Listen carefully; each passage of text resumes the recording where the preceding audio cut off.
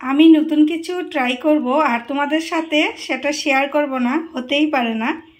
তাই ভাবলাম যে তোমাদের সাথে এই রেসিপিটা একটু শেয়ার করি।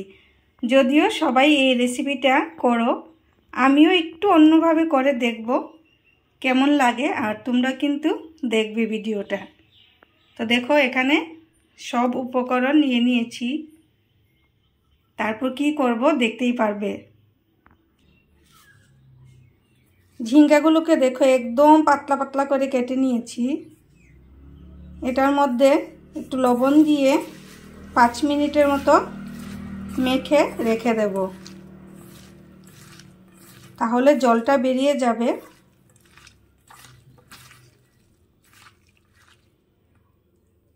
আর ঝিঙ্গাটাও কিন্তু একদম মজে যাবে। থাক ঝিঙ্গাটা এইভাবেই এখন 5 মিনিটের মতো। এখন আমি এই যে মাছগুলোকে নিয়ে নিলাম। ছোটো মাছ কিন্তু আমাদের খুব ভালো লাগে খেতে। সবসময় তো একই রকম রান্না করি, আজকে ভাবলাম একটু অন্যরকম রান্না করে দেখি। তারপর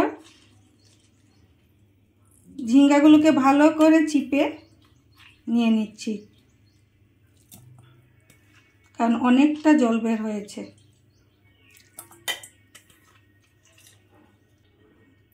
এখন কাঁচামরিচ আর পেঁয়াজ বাটাটা দিয়ে দিলাম।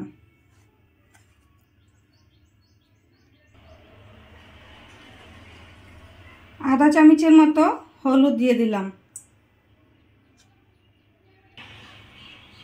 1 চামচের মতো ধনে গুঁড়া দিয়ে দিলাম। 1 চামচের মতো জিরা গুঁড়া দিয়ে দিলাম। পরিমাণ মতো লবণ দিয়ে দিলাম। রসুন আর আদা বাটা দিয়ে দিলাম পরিমাণ মতো। হালকা একটু গোলমরিচের গুঁড়ো দিলাম। 2টা কাঁচামরিচ চিরা দিয়ে দিলাম। মেখে নেব। এখন দিয়ে দেবো সরষের তেলটা।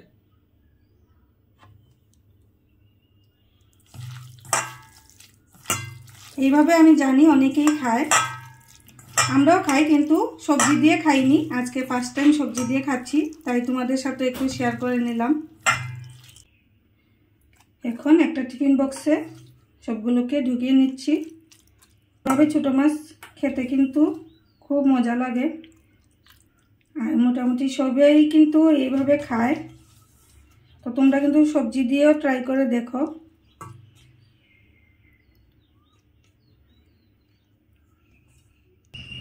এখন উপর থেকে হালকা একটু তেল দিয়ে দেব, দিয়ে ভালো করে এটাকে বন্ধ করে নেব।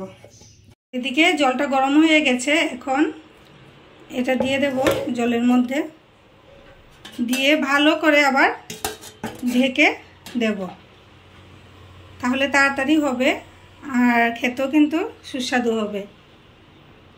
এই যে ফাইনাল লুক, দেখো তরকারিটার কালারটা কত সুন্দর হয়েছে। আর এই তরকারিটার টেস্ট কিন্তু একদমই অন্যরকম হয়, দারুণ লাগে। এটা তো সবাই জানে মোটামুটি। তো এইভাবে তোমরা কিন্তু রেসিপিটা ট্রাই করে দেখবে। কেমন লাগলো আমার ভিডিওটা এটাও কিন্তু বলবে, আর লাইক কমেন্ট শেয়ার করে দিবে। টাটা।